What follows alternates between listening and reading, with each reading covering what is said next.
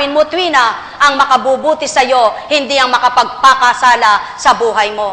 Tao, mahal ko kayo. Tuwirang kong tinuturan, anong silbi ng bawat araw mong paglagak sa amang mahal? Kung pagdaka karakarakay, nabagot ka't nagkasala. Ang layo ng ama sa'yo, di bagat mapuspos ka ng liwanag niya, at siya ng tuwirang sa inyo'y alay, na di ninyo maramdaman. Tao, makikita nyo lamang ang pagkilos ng ama na mabuti sa buhay nyo kung kakaligtaan nyo bilang pagkatao kayo. At ang tatanggapin nyo kung ano ang tinanggap nyo, yaong tinuturang Espiritu Santo. Sapagkat ang wika nga, mapaghaharian ka tao, kung isip at damdamin mo'y nilalayong ilagak sa amay to. Subalit kung sa tuwin ay may damdaming katwirang pagkatao, hindi mamamatay ang pagkakasala mo sa bawat araw. Tao, mahal ko kayo. Sa taong mahirap tanggapin ang totoo, mahirap siyang magbago. Subalit sa taong tinanggap ang totoo, mamamatay ang kasalanan, mabubuhay kabutihan. Sumainyo ang kapayapaan, mga minamahal. Hindi mahirap ang pagbabagong buhay. Nasa tao lamang na nagtataglay ng kanyang buhay. Nasa tao lamang may sariling katwiran, may sariling damdamin, may sariling kagustuhan.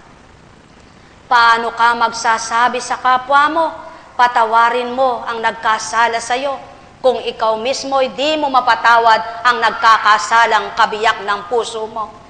Dili kaya'y kaibigan mo? Paano mo sasabihin sa kapwa mong ibigin ang kapwa niya, samantalang ikaw di mo maibig ang nagkasala sa iyo? O tao, sinong mandaraya? Hindi bagat ang tao? Kailan may di nandadaya ang ama? Bagkos ang tao ang mandarayang totoo, sapagkat sa katwiran niya bilang katauhan, dinadaya niyang mabuti, ginagawa niyang kamalian. At ang kamalian, ginagawa niyang mabuti para sa kanya. Kaya mga mahal ko, kailan matutupad magaganap ang layo ng ama? Kung hindi magkakaroon ng halimbawa na anak niya.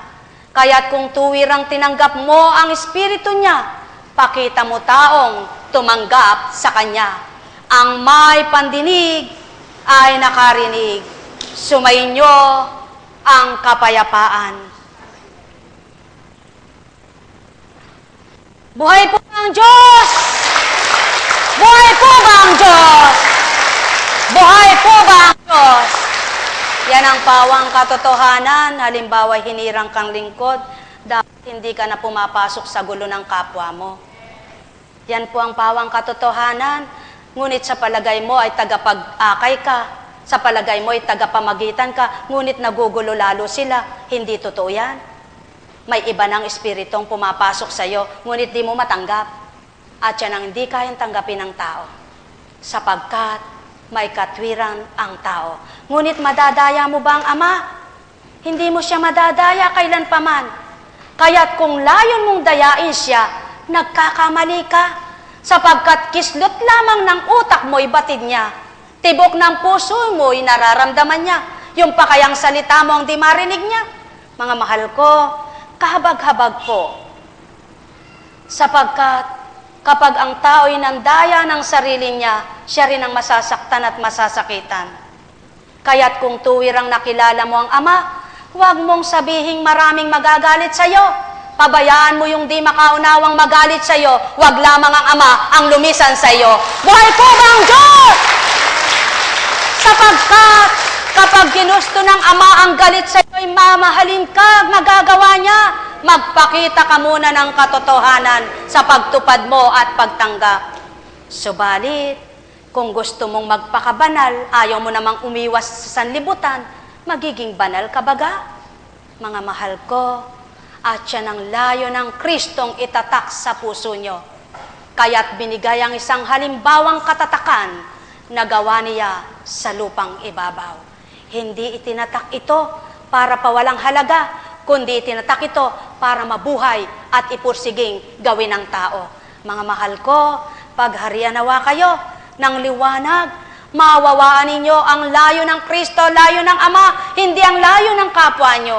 Alam mo nang mali ang pag-ibig niya, isusulsulan mo pa. Alam mo nang di na tama ang ginagawa, pamamagitan mo pa. Ba't hindi mo ipilit ang narunungan mo at karunungan mo at natutunan mo? Bakit pinapatay mo nang dahil sa laman at dahil sa kaisipan mong tao? Subalit sabi ng Ama, itakwil ka man ng 1,000 kapwa mo. Huwag lang akong mawalay sa iyo. Mas loloobin ko pa't higit pa na gusto ko ang 2,000 ipalit sa 1,000 na lumayo sa iyo. Buhay po ba ang Diyos? Buhay po ba ang Diyos? Kaya lamang paano pa rin ang Ama yon? Nagpapakatotoo nga ba lahat ang anak niya? Subalit subukan po ninyo. Nagbigay ka ba ng 2 damit mong luma? Ang kapalit niyan, 2 bago.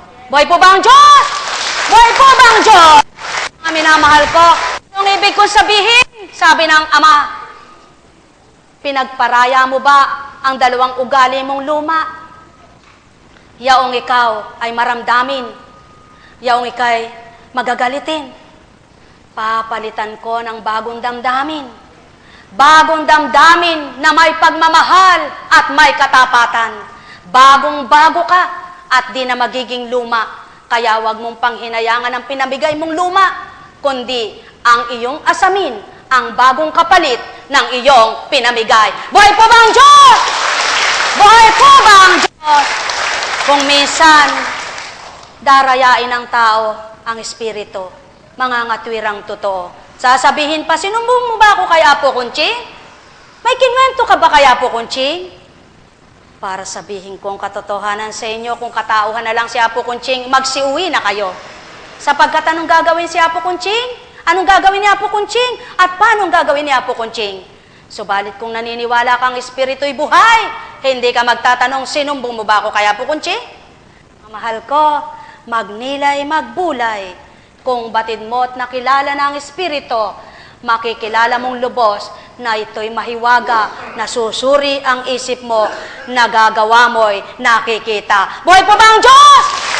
Buhay po ba ang Diyos? Mga minamahal ko, kapag may natutunan ka na sa espiritu, maging daan ka ng pagmamahal ng kapwa mo. Hindi ikaw pang nagiging daan ng pagkasira ng kapwa mo at pagkakasala sa ginagawa mo. Lalong malaki po ang pananagutan ng tao na nakabatid sa kaukulan ng espiritu. Subalit sarili di mabago at patuloy binibigyan ng pagkakasala ang kapwa niya sa mga bali at mali, butot at baling-baling ugali niya. Buhay po ba ang Diyos? Katotohanan nitong aking tinuturan. Si Satanas magaling ding magsalita. Si Satanas magaling ding mangusap. Sapagkat mandaraya si Satanas. Subalit mababatid mo kung ang Kristo at si Satanas ang magaling na nangusap. May kalakip na gawa sa kanyang tinuran ng Kristo. Subalit ang demonyo at si Satanas, sa salitang mainam, pagwawasak naman ang ginagawa. Kaya tao, madaling masurit, malirip ninyo ang gawang Espiritu Santo at gawang Diablo. Tao, itakwil mo ang nangunguna sa iyo. Tanggapin mo ang totoong marapat tanggapin mo. Nang makalaya ka sa balumbong ng dilim na dinadaya ang sarili. Sumainyo ang kapayapaan, mga minamahal. Paano kang mangangasiwa? Paano kang mamumuno? Kung ang gawa mo'y mali, kung ang gawa mo'y di tama. Paano kang mamumuno? Paano kang maghahari kung mayroon kang tinatangi? Tao, katotohanan ng tinuran ko, ibang paghahari sa lupa at paghahari ng Ama. Kaya't kung ang tinanggap mo ay espiritu niya, patunayan mong mapagharian ka, hindi sa pagkampi-kampi, kundi sa pagbuo sa kapwa mo. Alalaumbaga, ang iniiwan mo ay katauhan mo. Ang binubuo ng Ama ay ang buhay mong totoo. Tao, mahal ko kayo. Tuwirang kong tinuturan, mahal na mahal ko kayo. Ang may pandinig ay nakarinig.